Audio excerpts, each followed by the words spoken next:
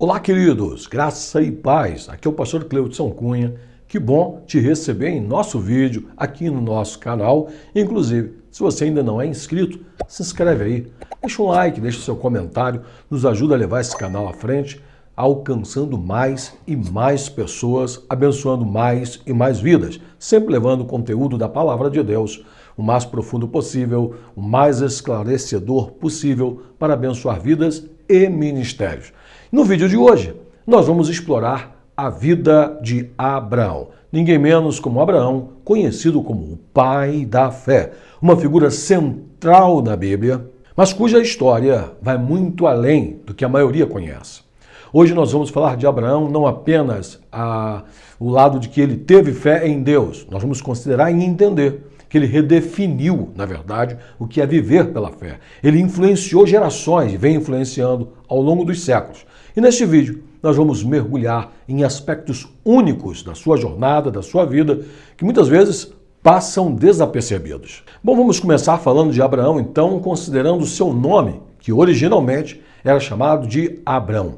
Aonde ele nasce? Ele nasce em Ur dos Caldeus, uma cidade rica em comércio, conhecimento e também de idolatria. O lugar onde predominava a adoração a Sin, o deus Lua. A cultura de Ur dos Caldeus, além de próspera, senhores, era espiritualmente complexa. Ela era imersa em rituais e crenças profundamente enraizadas. E então, considere o seguinte, para Abraão, o chamado de Deus, ele exige uma ruptura radical com as tradições de sua cidade e de sua própria família. Quando Abraão decide seguir um Deus invisível, Abraão não está apenas rejeitando uma religião. Ele está, na verdade, desafiando todo um sistema espiritual e social em que ele foi criado. E esse contexto amplifica a magnitude da sua fé. Por quê? Porque ele abandonou certezas terrenas em busca de uma promessa que, na verdade, poucos ou quase ninguém entenderia. E para dar uma enriquecida aí sobre Ur dos Caldeus, basta a gente entender que o contexto religioso em que Abraão nasce, cresce, né, era cheio de aspectos muito específicos, tanto em relação a rituais como crenças na sua cidade. Vamos dar uma olhadinha em alguns detalhes que vão ser bastante interessantes. Por exemplo, o deus que era bem adorado em sua região, que era o deus Lua, sim.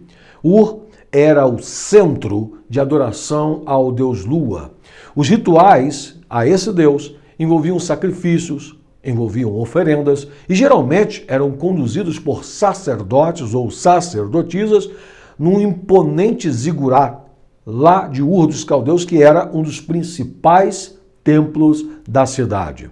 E um detalhe bem interessante, para você entender o peso cultural que estava à volta de Abraão, é que os sacerdotes da Mesopotâmia tinham conhecimentos avançados em astronomia e que eles aplicavam a astrologia.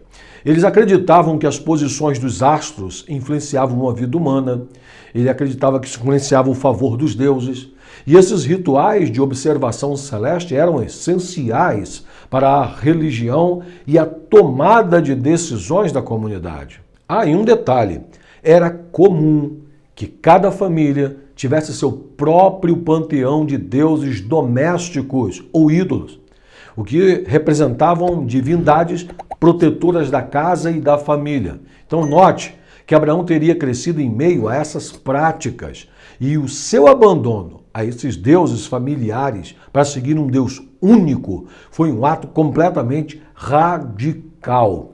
Daí, então, entendemos que ele, de fato, é o pai da fé. Observe que a sua história é extraordinária. Mas vamos um pouco além. Para que você tenha uma noção de como o meio em que ele cresceu estava entranhado dos meios religiosos, o culto ao deus Lua, né, assim, envolvia também a presença de sacerdotisas de alta posição. O que é que elas faziam? Elas desempenhavam funções religiosas e políticas. Percebe como se misturavam essas linguagens? A religião local, ela elevava esses papéis femininos, né, demonstrando ali uma sociedade onde práticas religiosas estavam completamente integradas à vida cívica e à vida econômica. É nesse meio que Abraão cresce, sob essa cultura que ele se desenvolve. Então, Então a postura dele, mais tarde ao encontrar-se com Deus, é extraordinária. Então esses pontos nos ajudam a entender o quanto a ruptura de Abraão com a sua cultura original foi desafiadora e significativa. Vamos falar um pouquinho agora do chamado de Deus e da promessa? Vamos lá. Quando Deus chama Abraão para sair da sua terra e ir para uma terra que ele lhe mostraria, Deus nem dá o endereço. Há algo muito interessante e que pouca gente observa nesse ponto aqui. Eu queria que você redobrasse a sua atenção. O texto original, lá no hebraico, ele vai sugerir que este chamado de Deus com Abraão foi uma progressão de obediência. Isso mesmo. Em outras palavras, na verdade, Deus vai pedindo a ele passo a passo. Observe, Deus pediu que ele fosse deixando tudo aos poucos. Primeiro, sua cidade, sai do meio da tua terra. Depois, da sua família, do meio da sua parentela. E você, avançando um pouco mais, vai perceber que, por último, Deus o leva a deixar a sua própria identidade antiga, que é quando Deus muda o nome de Abrão para Abraão. Isso vai mostrar que a fé de Abraão foi construída em etapas e que Deus trabalha gradualmente para transformar alguém em um verdadeiro pai espiritual. Agora vamos falar do conceito da aliança que Deus faz com Abraão. Vamos lá? Observe um detalhe aqui. Deus faz uma aliança com Abraão e a forma como essa aliança é estabelecida ela é única. Em Gênesis 15, nós vemos Deus instruindo a Abraão dividir animais ao meio para passar entre as partes. Só que isso era um ritual comum de aliança na cultura da época, era chamada de corte de aliança. Normalmente, as duas partes que estavam ali se comprometendo passavam pelo meio dos animais mortos. E aqui tem um detalhe interessante. Por quê? Porque isso simbolizava que se alguma das partes quebrasse o acordo, sofreriam a mesma sorte que aqueles animais. Só que se você observar Gênesis 15, apenas Deus, representado por uma tocha e um forno de fumaça, passa entre as partes, enquanto Abraão fica apenas observando. Essa imagem simboliza espetacularmente que Deus estava assumindo toda a responsabilidade daquela aliança. Isso indica que Deus se posiciona para cumprir suas promessas, independentemente das falhas humanas de Abraão. Fica aí, Abraão. Eu sei que você pode falhar, mas eu sou perfeito. Deixa que eu passo. Eu assumo todos os riscos. Essa aliança eu estabeleço, assumindo os riscos, ainda que você falhe. Olha que coisa extraordinária. E aí entra em cena a promessa de Isaac e, claro, a prova da fé. Quando Deus prometeu um filho a Abraão e Sara, e a maioria conhece as dificuldades que o casal tinha, né, com a espera do nascimento de Isaac. Mas eu tenho um detalhe ali cultural que poucos observam, poucos percebem, e eu queria que você observasse. Nas culturas antigas, a infertilidade feminina ela era vista como uma maldição dos deuses. E Sara, além de idosa, carregava esse estigma da esterilidade. Aí, ao longo dos anos, Abraão teve que lidar com o desafio de acreditar na promessa de Deus, mesmo diante das constantes pressões culturais e familiares que estavam ao redor dele na busca por um herdeiro. E aí, senhores, a fé de Abraão não foi apenas em acreditar em algo impossível, não. Foi também em lutar contra a pressão da sua própria cultura e de seu ambiente. Quando você busca e espera um milagre, o ambiente à sua volta não pode lhe influenciar. Se Deus está no controle, é nele que deve estar o seu foco. E aí vem um passo seguinte. Chega lá, Isaac nasce, tudo certo. E aí Deus lança um desafio, o sacrifício de Isaac lá no Monte Moriá. Por que isso? Já parou para pensar? O pedido de Deus para que Abraão sacrificasse Isaac no Monte Moriá é um dos episódios, né, mais dramáticos e difíceis de entender. Isso é verdade. Agora, vamos dar uma olhadinha para isso de uma forma um pouco diferente. Em algumas culturas do Oriente Médio, daquela época, o sacrifício de filhos era uma prática comum para agradar aos deuses. Ao exigir o sacrifício, e em seguida interrompê-lo, né? Substituindo por um cordeiro. Deus estava ensinando algo muito precioso para Abraão, inclusive a toda a sua linhagem.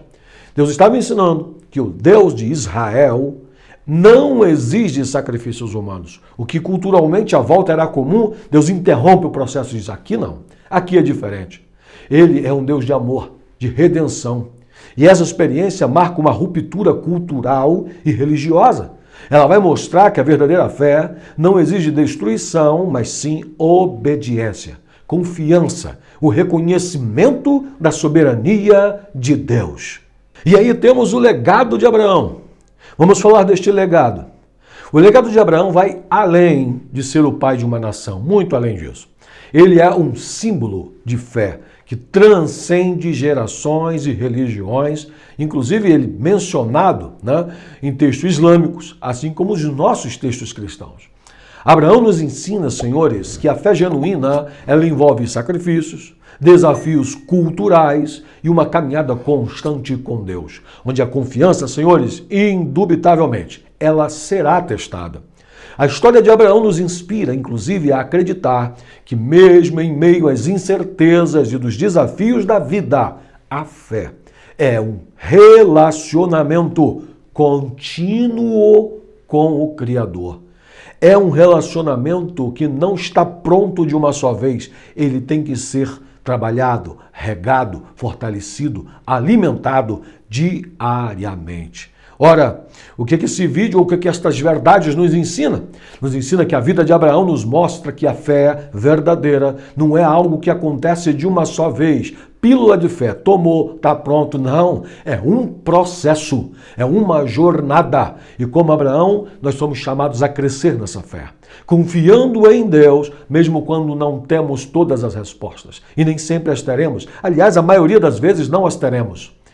Então que nós possamos aprender com ele, com Abraão, e seguir adiante, sabe? Deixando nossa própria terra, deixando a nossa própria parentela, nossa zona de conforto, para viver uma vida de obediência e propósito em Deus. Viver uma vida em que você está tão mergulhado no rio que as águas te obrigam a flutuar nela e elas conduzem os seus passos. Que esta mensagem transborde no seu coração.